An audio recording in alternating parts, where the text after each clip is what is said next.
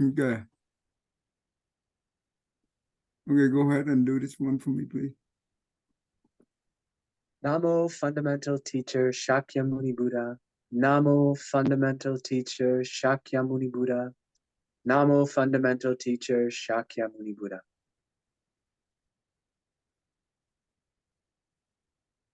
The unsurpassed, deep, profound, subtle, wonderful Dharma in 100,000 million eons is difficult to encounter. Now that I have come to receive and hold it within my sight and hearing, I vow to fathom the thus come one's true and actual meaning. Good, that's good. Thank you. Today we start on the first day for the flower adornment sutra. So I think it's we can start out with a little bit about the history, and we can go into the sutra after we're done with this history. It's not much, but it's worth it. Okay. Okay, go ahead and read this one. Hence, the Bodhisattva sought the secret in the dragon's palace. Great worthies had it published in the eastern expanse. Considering that in the proper Dharma age, its pure glory still remained concealed, how fortunate that in semblance and final times, this profound teaching is happened upon. Moreover, when one meets a sagely ruler, obtaining it on Magic Mountain, exhaustively reflecting on its esoteric meaning, how can one but jump for joy? You understand this thing? Yeah, I think so. Okay, let's try to explain to him. Well, if it was so, it's saying that since even in the proper Dharma age, being that first period after the Buddha's teaching, it was this sutra wasn't like widely available to people. It remained concealed. That how fortunate are we living like in these the kind of final periods of the Dharma being like taught and readily available through teachers and through books and all of that.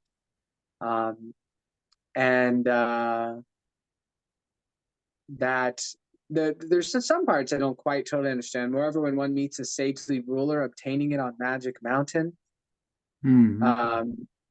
I get the how can one but jump for joy, because reflecting on the esoteric meanings of it, some of the meanings are just so beautiful. Okay. And just enkindle such joy. Yeah. Okay, the Bodhisattva in here, you will see it. It's called the dragon tree, but actually they translate word by word. the name, word by word. But actually he was the patriarch, the 14th patriarch of the Zen lineage. Start from Venerable Kassapa, the first one, right? All the way to the 14th. And he is one of the most famous patriarch. The 12 and the 14 is the two very famous. The 12 is the one that at the end of the proper Dharma age, and come to the next one is that is the sibling. That means I think this is the second period after the proper Dharma age, I think. Right? They call it sibling. That's what they call it. Semblance. Okay. Let me see. I think I've also maybe heard it called the counterfeit age. Let me see. Is that the same as the semblance?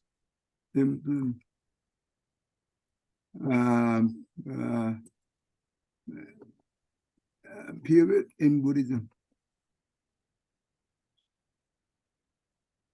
Oh, Buddhism. I'm sorry, Buddhism. Okay.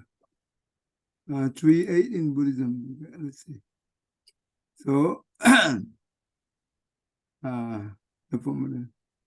the right Dharma, or we can call it because they have a different translation, but the right Dharma, or we call proper Dharma age, that is more more accurate. The middle day of the Dhamma, they call the middle day, or the 8th of the Semplon Dhamma. This is the second period of the 3 period. And the last one is we call the January 8th of Dhamma, or the final one. It would depend on the translation. Okay. Anyway, let's go back to here. So that means the 14 patriarch, the Bodhisattva refers to that patriarch.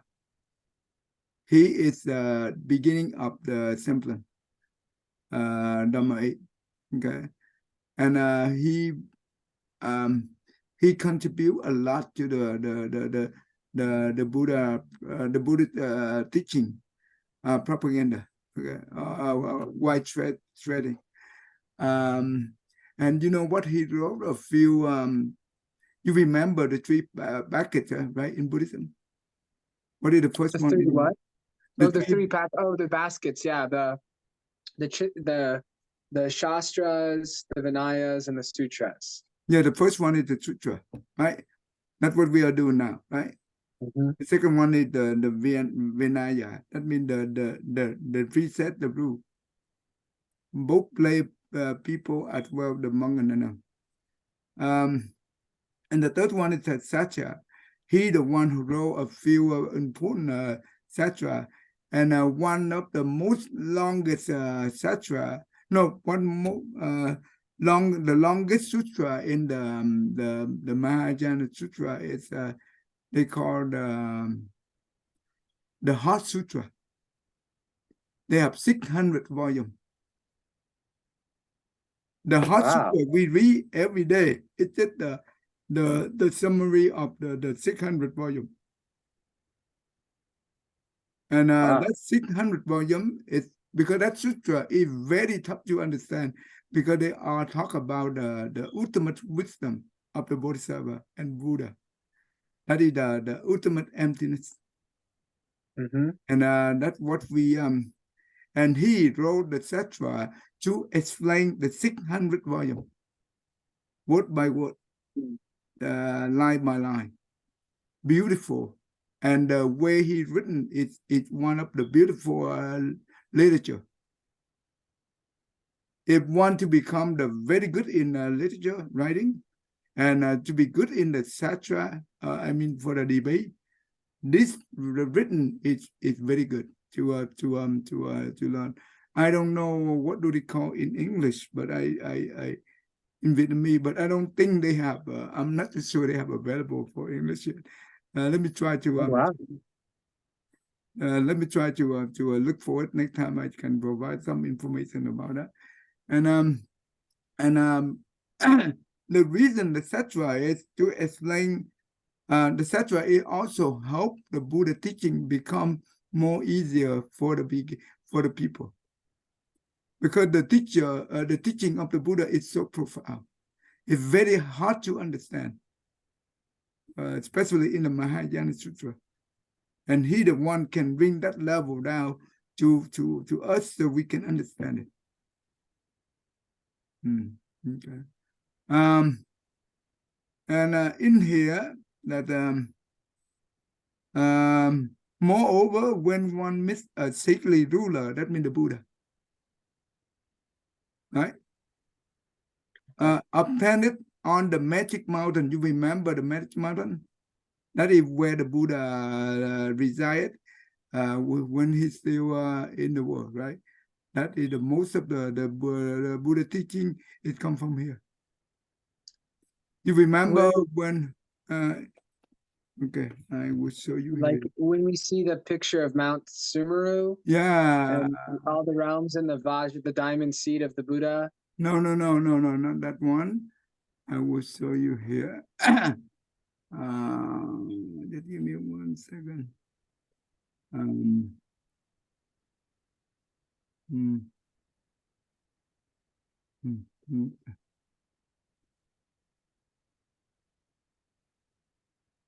Okay. Oh, wrong one. Wait a minute. Oh.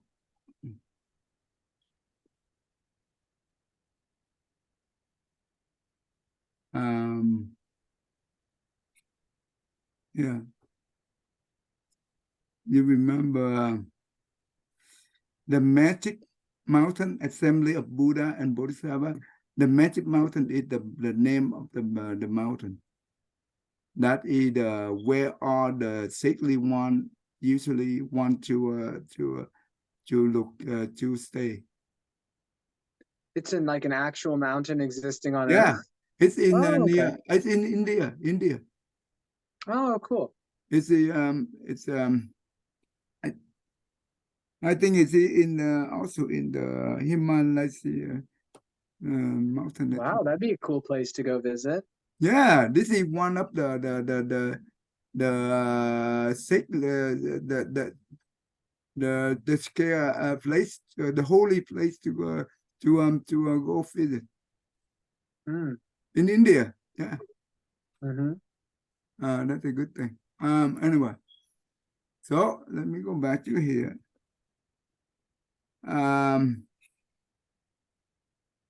That means when one meet a saintly ruler, that means the Buddha obtained the teaching on the Magic Mountain, as exhaustively reflect on it, on the meaning.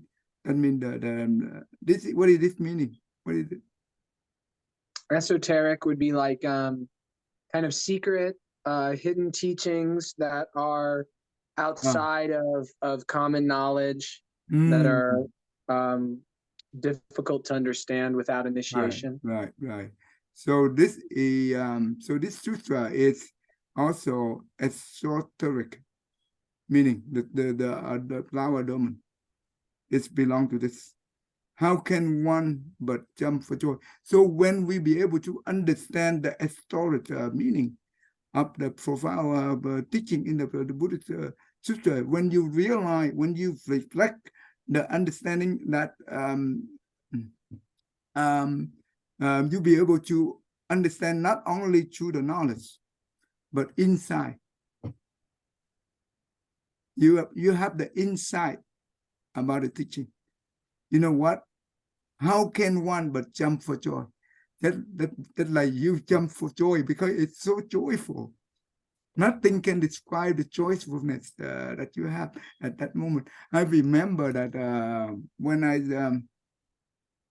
I after I became the novice monk, right? I spent actually I spent 3 months, more than 3 months, to about 3 months to understand the consciousness only, right? Because there are the inner voice in me very strong that direct me to go to try to learn this thing. I remember when I was a lay person, whenever I pick up on this subject for a couple of pages, I fall asleep. And it happened to many people, not only me.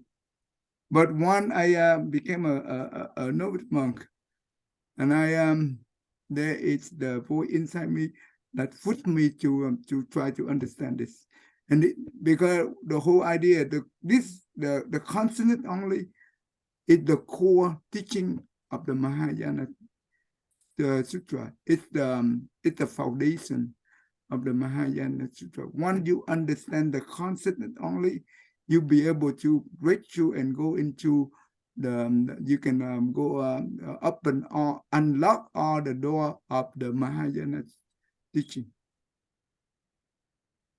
That's what the inner voice it tell me that so strongly and keep repeated so many times. And I follow that inner voice, and I try to learn this for 3 months. I still not be able to understand it. Even now, we have many sources in the internet. I think it's I be able to gathering more than 30 or 40 different sources, English and Vietnamese. But I still not be able to connect all those I read together. It's just like a scattering that doesn't make sense much. And what I did is I pray to I recite the one Jin Bodhisattva, and I pray for it. And one day I'll be able to, suddenly I be able to see all the link that I read to many different sources. It makes so beautiful sense. One, I have that moment, the moment I realize, I have the realization of understanding that they just like, how can one but jump for joy? You understand that? How can one but jump for joy? At that moment, I just about to jump and just like, this is beautiful. This is the treasure. Money in the world compared to what we have at that moment. Nothing compared to what we just found. And at that moment, after that day, I start teaching that, and I use that for every Mahayana Sutra teaching. Does it make sense? Yes. So this is how can one but jump for joy? What about the Dragon's Palace? Okay, now you will come and see the palace, the dragon palace here. Go ahead and read it. Oh, and this is Nagarjuna? Yeah, Yeah, I've heard that's of right. That's right. Nagarjuna. Oh, okay. Nagarjuna, right. Yeah, it's really well known and spoken about in Tibetan Buddhism. Yep. He's the Hence, 14th patriarch Zen master. right. Hence, the Bodhisattva sought the secret in the dragon's palace. The Bodhisattva is Nagarjuna, dragon tree Bodhisattva. The dragon's palace refers to the palace in the sea in which the dragon king lives. Because this sutra is a secret dharma that was not transmitted, it had already disappeared from the human realm and could not be found. Therefore, Dragon Tree Bodhisattva went to the dragon's palace in search of the secret dharma. Dragon Tree Bodhisattva had already investigated the principles contained in all the literature of people. When there were no more books left to read, he used his spiritual penetrations to go to the dragon's palace. Since he was a bodhisattva who had certified to the proper fruition, when he went into the seas, the waters parted to make way for him. When he arrived at the dragon's palace, he was very warmly welcomed by the Dragon King, who invited him to the library to look around. He discovered the Avatamsaka Sutra, which delighted him most of all. The sutra was divided into 3 volumes. The first volume had a massive number of rolls. The second volume also contained a profuse number. The last volume, however, was shorter. He read through the last volume once and committed it all to memory. When he returned to the human realm, he wrote out the entire 10,000 verses, and this became the inconceivable Avatamsaka Sutra.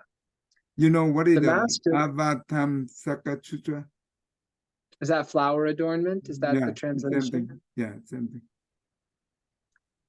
The masters Buddha Bhadra, Shikshananda, and others who are discussed in the record of the lives of high monks propagated and translated the Flower Adornment Sutra, and so are said to be great worthies who had it published in the Eastern Expanse. The Eastern Expanse is China, which is known as the country of the glorious. Expanse. Considering that in the proper Dharma age, when I take this into consideration, think it over, consider, reflect upon it in this manner, when I thus take thought of it, this is being said by National Master Qing Liang. When I think about how in the proper Dharma age, that is, when it was the proper Dharma age and the Buddha was in the world, its pure glory still remained concealed. They stored away this kind of radiant glory by sending it to the dragon's palace. That is how important it was. If it had not been an important sutra, why would they have stored it in the dragon's palace? According to the accounts, the Bodhisattva Manjushri, the great bodhisattvas and the venerable Ananda compiled the sutras at Tie Wei Mountain. When they finished, the world was still not ready for the Avatamsaka Sutra, so they stored it in the dragon's palace. 700 years after the Buddha's extinction, dragon tree bodhisattva found it. From that time on, the Avatamsaka Sutra has been among people. Okay, How stop right fortunate. here. Stop right here. What do you think? What do you think you understand so far? Yeah, this is a pretty amazing idea, I think, especially for people who aren't familiar with Buddhist cosmology, because the idea that there is a dragon king who has a palace under the ocean. This shows up in the Lotus Sutra too, the same idea. Yeah, yeah. The daughter of the dragon king, Sagara, is really like a pivotal figure in the Lotus Sutra. And dragons also figure widely, not just in Buddhism, but in kind of all cultures around the world. So yeah, and they're like, some of them are Dharma protectors and like just very powerful. So with that setting, it makes sense that, yeah, if there was a sutra that the world wasn't ready for, if it needed to be stored somewhere safe until it was appropriate to release it to the world, that tracks, that follows, that it would be stored there. And that it seems like Nagarjuna like traveled to the dragon palace through spiritual penetrations, not through like a physical body. He didn't like walk down into the ocean. And he memorized the sutra, so he couldn't like write it down and take it with him. So kind of reinforces that idea that they're not saying that he was physically there, but was there in like a spiritual sense. But still very astounding, very I would say without faith, very difficult to believe, unless someone has some experience of interaction with dragons. Yeah. But remember, they are the one that we cannot see with our naked eye, right? So then, even though we try to see it, we cannot see it. But the only one who be able to practice and to be able to attention the Dhamma, they can have the divine eye. They can be able to see it. So when we don't see it, doesn't mean that it's not there, right? Just like the Buddha said that in the Buddha time, when he teach the monk, when you drink the water, contemplate it. There were 84,000 bacteria. If you don't recite that mantra, just like you eat the flesh of the living being. So nowadays we be able to understand the Buddha teaching through the microscope, right? Right. So at that time we have no idea what the Buddha said, but now we do. So the advent of technology, it's way behind of the Buddha teaching so far, too far. But anyway, thank you to the advent of the technology and the science, the Buddha teaching become gradually rebel. It's important. And in here they do not say much about there are 3 different volumes of this Avatamsaka. The first one is the massive number of row. Actually, it's you know what? How much is that? It means that, in Buddhism, when we're talking about 3 times 1,000, when you multiply 1,000, multiply by 1,000, multiply by 1,000 become 1 billion. And 3 times that means 3 billion. 3 billion world system within the Sara world. Only the Sara world where the Sakya Muni Buddha hosted. Not how many world systems we have. Right. So that means the number of rows That means the word in the first volume, it fill up those 1 billion words. That's why the Bodhisattva say that this will not be suitable to the human world. We cannot be able to read it much. And the second one is also huge.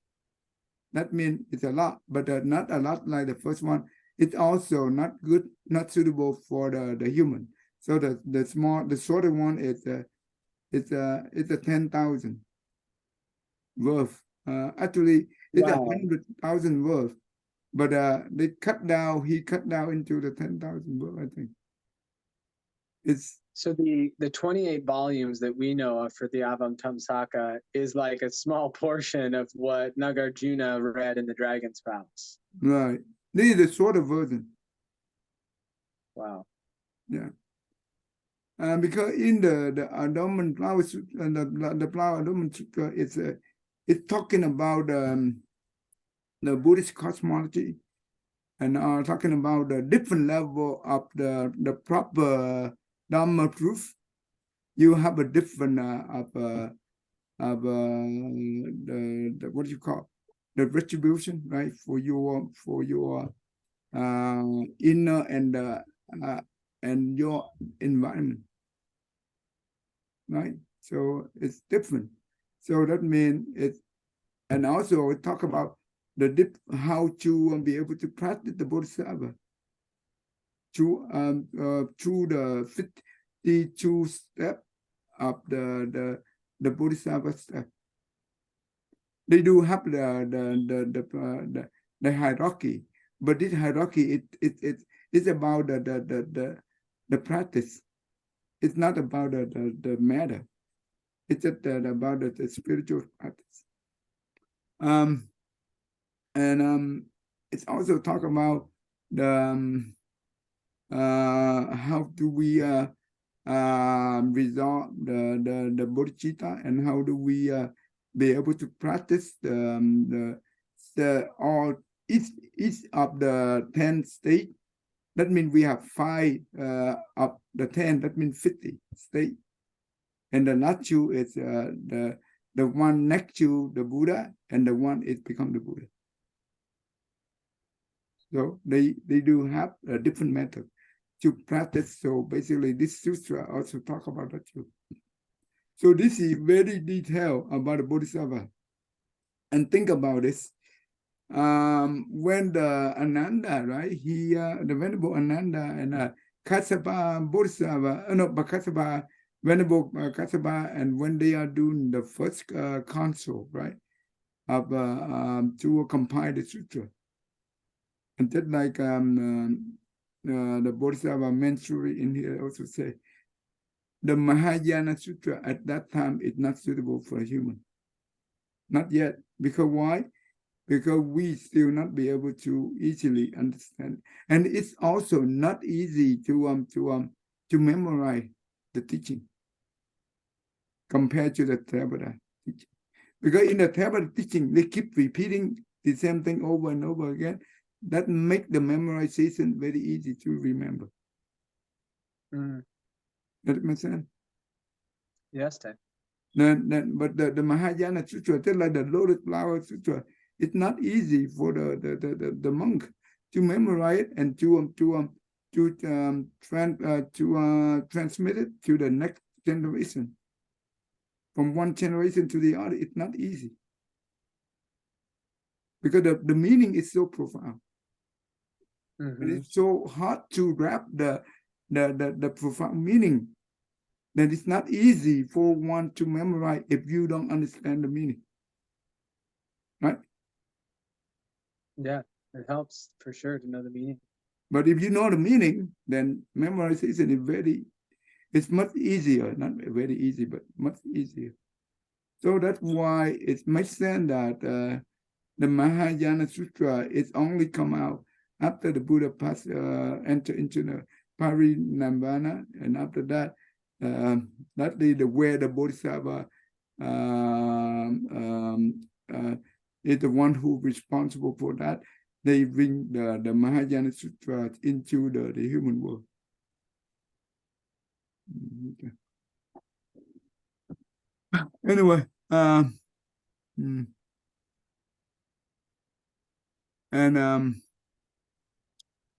and just like the when the proper Dhamma age in the Buddha time, so the Mahayana Sutra when it appear to today, it's just like the proper Dhamma age, right? At that moment, at the first time they came out, they appear in the world. And right now we see that in the Buddha time, the sutra is not many. We don't have a lot of sutra available. Only come from the Buddha teaching and his disciple. And now we have a lot of sutra. If we want it, we just go to the internet. Everything available right there. But why it doesn't help us to become to attend the Dhamma?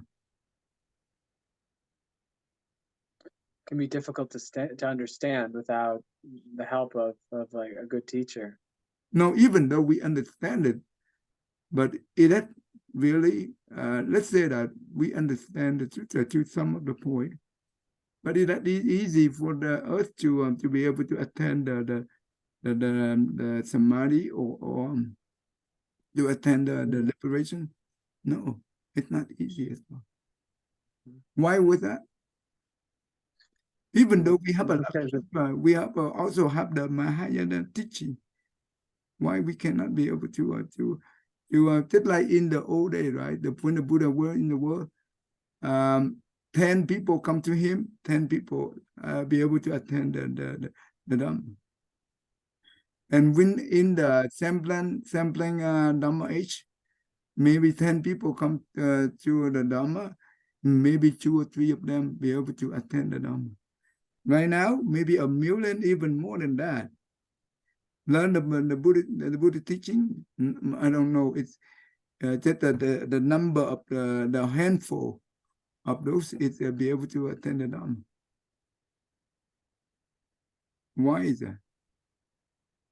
Probably karma, and then in consciousness. Karma, that's called consciousness, and also because of this world is very heavy in what you call craving, right? And also all those things it will trigger our mind not to be focused, and we easily fall into the trap of this thing, include the monk and the nun. It's not easy to practice during this final Dhamma age. It's not easy, and it's very tough. And because due to our heavy offensive karma, we born into this world and in this period. But even though we still lucky that we be able to hold on the Buddha teaching and be able to learn from it. That is better than nothing. Don't you think? Yes, yes. Many people read the sutra, but they do not understand the teaching. It's not easy to understand the sutra.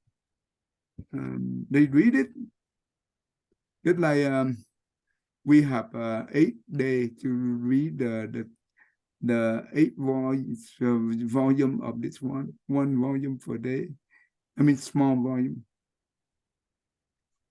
We read really fast, just like the supersonic speed, but we do not understand. You know what I mean? But anyway, that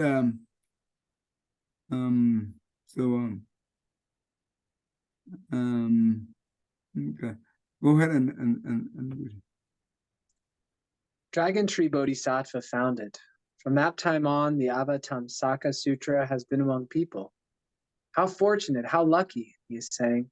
I'm really happy, I'm really lucky that in semblance in final times, semblance means the Dharma semblance age. National Master Ching Liang lived at the very end of the Dharma semblance age. and the very beginning of the Dharma ending age.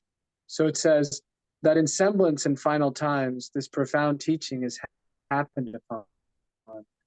That it was happened upon means that it was the most unexpected. As, for example, a chance encounter when it had never occurred to you that you would run into a certain person. By this profound teaching, he means the great means expansive Buddha Flower Adornment Sutra, giving it that further name. So the whole name of the sutra is called the Great Mean Expansive Buddha Flower Adornment Sutra. Okay. Moreover, when one meets a sagely ruler, this was during the Tang dynasty when all the emperors believed in the Buddha Dharma, took refuge with the Triple Jewel, and listened to sutra lectures. They would issue personal invitations to Dharma masters to come to the palace and lecture sutras for them, obtaining it on Magic Mountain. The sutra was transmitted in the city of Rajagriha, located northeast of Magic Vulture Peak in eastern India. During the Eastern Qin dynasty, Great Master Hui Yuan sent disciple Chu Fa Ling to Khotan to get the Flower Adornment Sutra, and then asked Triptaka Master Buddha Bhadra to translate the sutra. In the Tang dynasty, Empress Wu Tsai Tian sent an official to Kuba in Kashmir in search of it and commissioned Triptaka Master Shikshananda to translate it. Okay. So you okay, go ahead and summarize what. Okay, so yeah, so here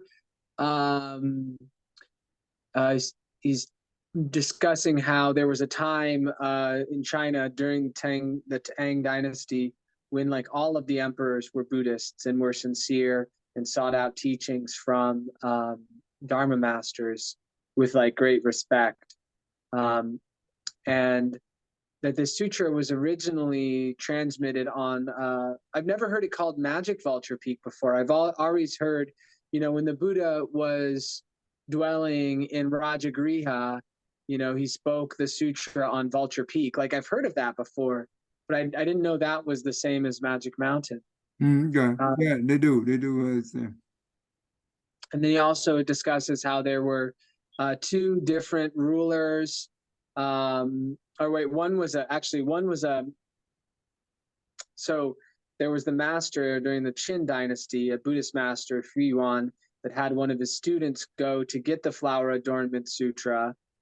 And then the master Buddha Bhadra translated it.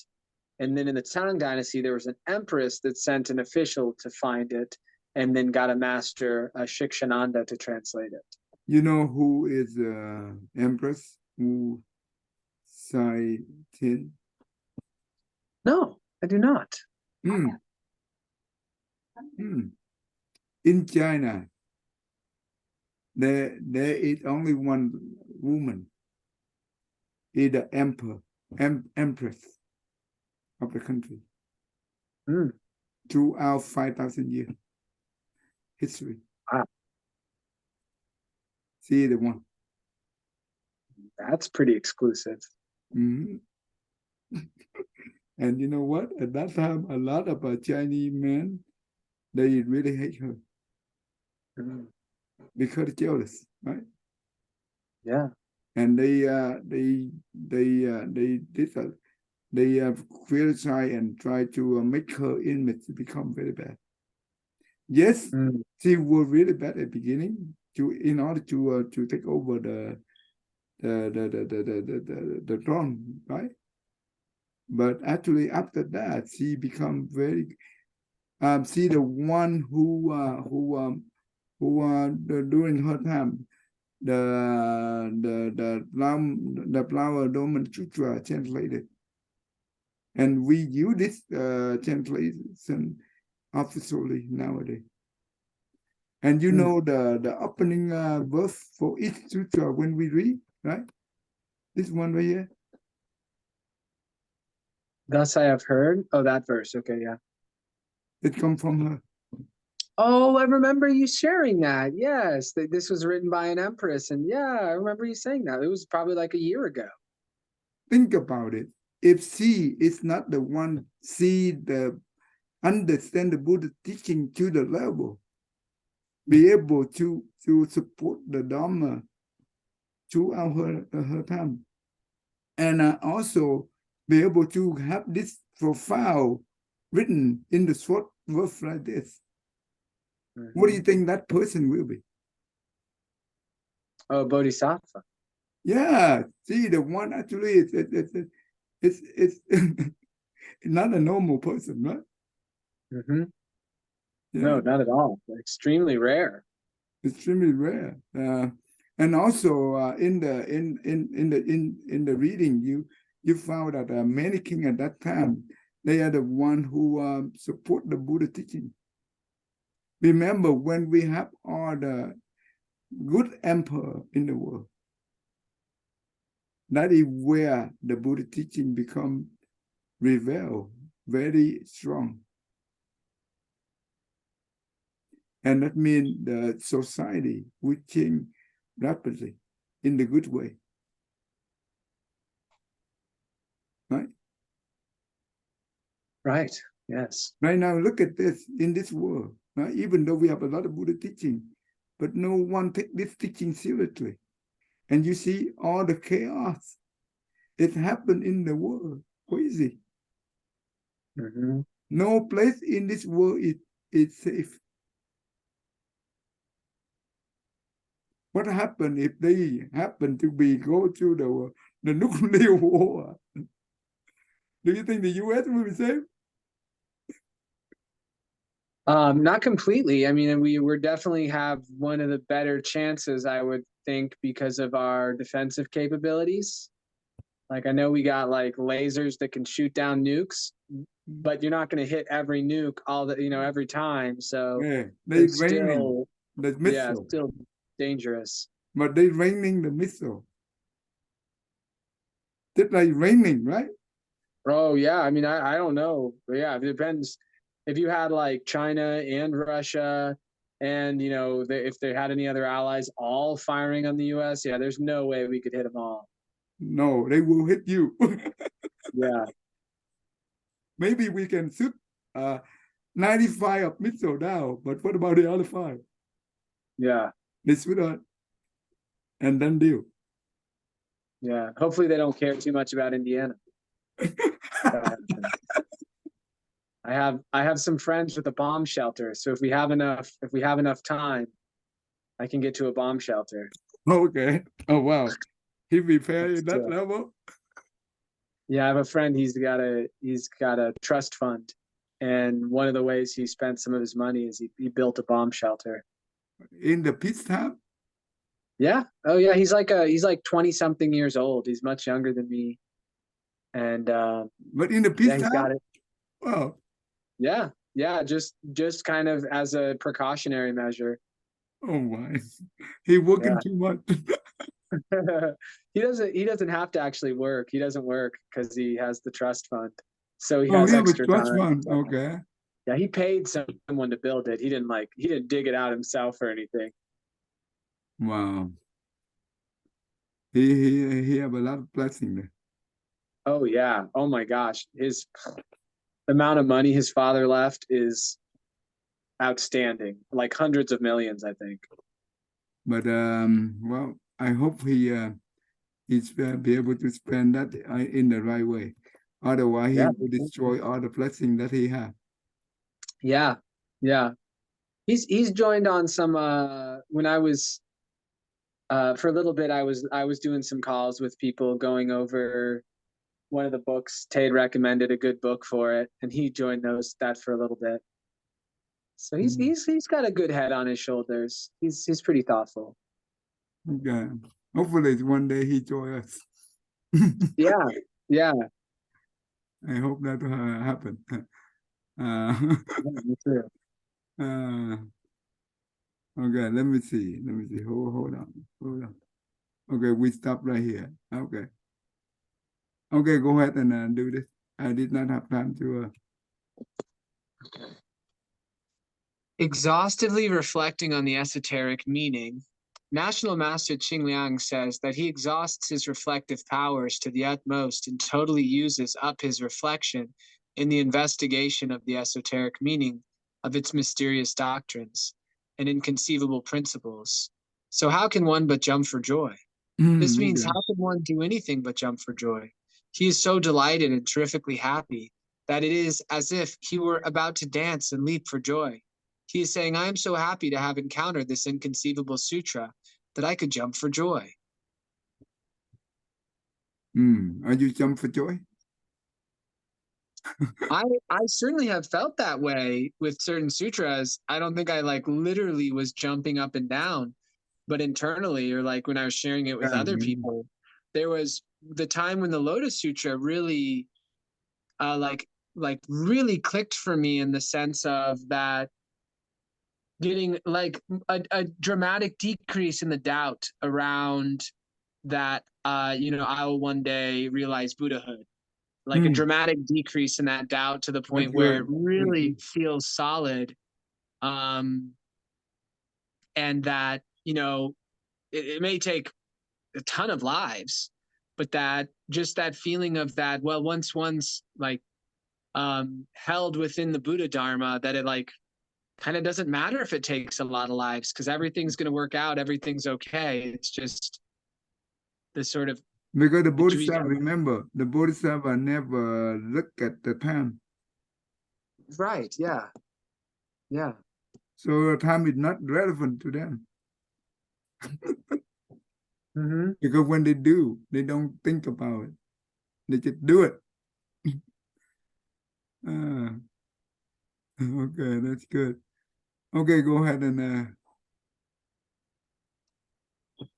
Title reads The Great Means Expansive Buddha Flower Adornment Sutra. That is the general name for inexhaustible sutras. The World Ruler's Wonderful Adornments, chapter number 1, is a specific heading for one of many sections. Commentary. The title is the descriptive title, means that it is called the Great Means Expansive Buddha Flower Adornment Sutra. The is the definitive article particularizing that it is this very sutra. That is a general name for inexhaustible sutras. That refers back to the previous words of the title.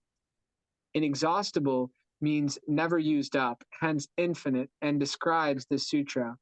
When it says a general name for inexhaustible sutras, it means that all sutras are included within it, and so are described as inexhaustible, never used up. Those 7 words, Great Means Expansive Buddha Flower Adornment Sutra, include within them the names and principles of all sutras whatsoever. Therefore, if those 7 words were discussed in detail, since they are multi-layered and inexhaustible, there would be no way to finish discussing them. They form the title, which, because it generalizes, is called a general name. The preface, which forms the introduction to the Great Means Expansive Buddha Flower Adornment Sutra, may be analyzed in general into 10 topics. 1. Presentation of the substance of the doctrine, from going and returning to be the Dharma realm. okay, you understand this one? Let's see, the preface, which forms the introduction to it, may be analyzed. Okay, 10 topics. So presentation, okay, from going and returning to be the Dharma realm. So yeah, the idea of going and returning exists in duality, sort of small mind concepts, kind of mundane concepts. But in the big mind, the Buddha nature and enlightenment, one sees that there is no true coming or going, that these are just kind of illusions. And so be the Dharma realm is a way to describe what's there as opposed to coming and going. It's a way to try to like create some understanding for someone about the enlightened state. Okay. So the substance of the doctrine is mean what? Do you think, what does that mean? The substance would be sort of the core of it, the main thrust, the main content, what's it's in service to. What about the Buddha nature? Well, everything in this world, right? We have three different components: substance, the form, and the function, right? Mhm. And that's how we say it. In this world, we have the substance, the form, and the function. Mm. Yeah, I mean, that makes sense. An object is made up of some sort of substance. It has a form, and that form is related to a function. That makes Yeah, sense. that means each form they have a lot of different functions, right? For Yeah, example, TV, right? They potentially. have a function. Laptop, they have function. And those things come from the substance of many different tiny particles, right? They constructed. Okay, but the particle of the we're talking about you remember our body, right? It's make up from the body cell, right? The subatomic particle is make up the matter of the reality. What about the mental formation where that make up? What is it made up of, or what does it Make up itself make up? of. What is the particle here? Yeah, I mean, well, for us to have thoughts in the way that we experience thoughts, it requires neural activity. And I mean, I don't think we can really say like it that it's made thoughts are made up of matter, but they sure seem to be So thoughts as we the particle, experience them normally. So go ahead. the particle is for the matter it's subatomic, right? For the body, it's for our body, it's the body cell, right? And what about the particle of the mental formation? Yeah, I mean, I guess it'd be a form of energy. Um, You know, inside the Alaya consciousness, right? The storehouse, mhm. they contain a lot of seed, right? Seed of greed, seed of hatred, seed of ignorance, seed of love and kindness, seed of compassion, seed of empathy, seed of jealous, right? Envy, many different kinds of seed. Let's say that a person who get angry, but at the beginning, do you think that they have the seed of anger in their alaya consciousness? If they become angry, Right? do If they have they that not seed yet, initially? they normally they do not get angry. Do you think normally do we have the seed of anger in our alaya consciousness? Normally, someone doesn't become angry. I think we always have the possibility to become angry, but if we normally don't become angry, then it would suggest that no, we wouldn't. We may have some small seeds of anger there, but they'd be pretty minimal. That means in our alaya consciousness, the storehouse, we do have the seed of anger. That's why it waits for the condition to trigger. If someone accuses us or yell at us, whatever, it will trigger the seed of anger in the alaya consciousness, that means the subconscious, right? It will manifest it into the mind consciousness. The process of this is called the mental formation.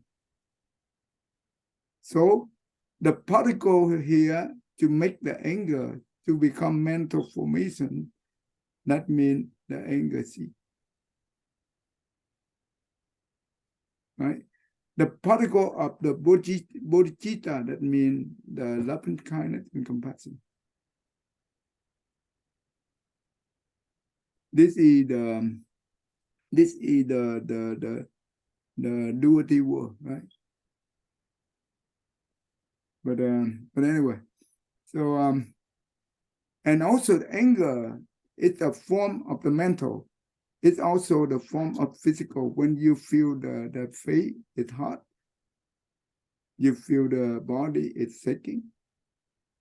You feel the hand is holding the fist. This is the physical form. That formation, they also have the anger, they do have the function. What is the function of the anger? Destroy, damage. Right? That the function of the anger. Suffering. Right? Anyway. So in the Buddha, in this sutra here, when we talk about this, we will use the term of the substance of the doctrine in terms of the emptiness, and refer to the form in the matter world. We're talking about the form, right? The substance to the form. Oh, they do have let's say that the magnetic field, right? It's everywhere in the whole space, in the whole universe, whatever. And when we pick it up and we create energy, right? We have electric, right? But when electric come to the light bulb, we call the light bulb electrical for light bulb, electric for light bulb. Come to the TV or laptop, we have a different name for the electric. Right? Those electric from those device, is that the same with the electric from the outside? They should be the same. Yes. So the substance and the form, they have the same thing. And later on, when we learn about the 10 contemplation relate to the substance and the form, you will see the core teaching of the Flower Adornment Sutra is beautiful.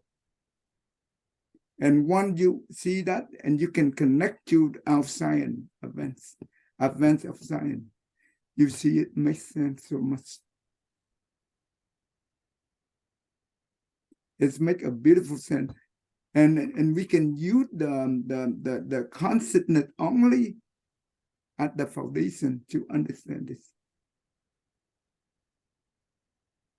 And it begin to see things clear, easier. If we don't have the foundation of the consciousness only, it's kind of very tough to see it. Okay. So I don't know when I have time to translate all those in English, and it's very beautiful teaching. Okay. Anyway, we okay, in here they talking about the okay, in here they talking about the chapter 1 is the world ruler. That means the wonderful adornment in chapter 1. That means all different assembly. When we read chapter 1, right? They also there is one ruler for each assembly. And they are represent for the world ruler. That means the ruler in this world. They are the one who be able to attend the Dharma from different practice. That means they attend different level. And they are the one, you know what, in the first chapter, instead of the Buddha say that this is how I attend the Buddhahood. No, the Buddha did not say anything. Let the different assembly demonstrate their achievement. It will make up the picture of the Buddha. They are the one who draw the picture at the whole. That means the Buddha. Attend the Buddhahood. That it makes sense, right? So Yes, sir. So this is important. So when we read that, and I will relate it, and so you will see the law of cause and effect. It's so beautiful in that way. And that means it gives us the faith into the Buddha teaching. This is the 10 state of faith. That is the first 10 state of faith of the 52 level of the Bodhisattva. The first few chapters of this book is only talk about the 10 state of faith. Okay. Okay. Okay. Now go ahead and do number 2. Okay. Oh, we over. Mm-hmm. Oh, I'm sorry. We read it over. Oh, that's okay. We started a little late, but that's it's a good time for me to stop here too. I gotta take care of some other things. I gotta do my taxes and stuff. Okay. Oh, you have time to do. Okay. But this is good stuff. So That's good. That's good. Go ahead and read this one. Thank you, Tay. May every living beings, our minds as one and radiant with light, share the fruits of peace with hearts of goodness, luminous and bright. If people hear and see how hands and hearts can find in giving unity, may their minds awake to great compassion, wisdom, and to joy. May kindness find reward. May all whose sorrow leave their grief and pain. May this boundless light break the darkness of their endless night. Because our hearts are one, this world of pain turns into paradise. May all become compassionate and wise. May all become compassionate and wise. Okay, thank you. I see you Thank next you. week. Excellent. I'll even see you tomorrow.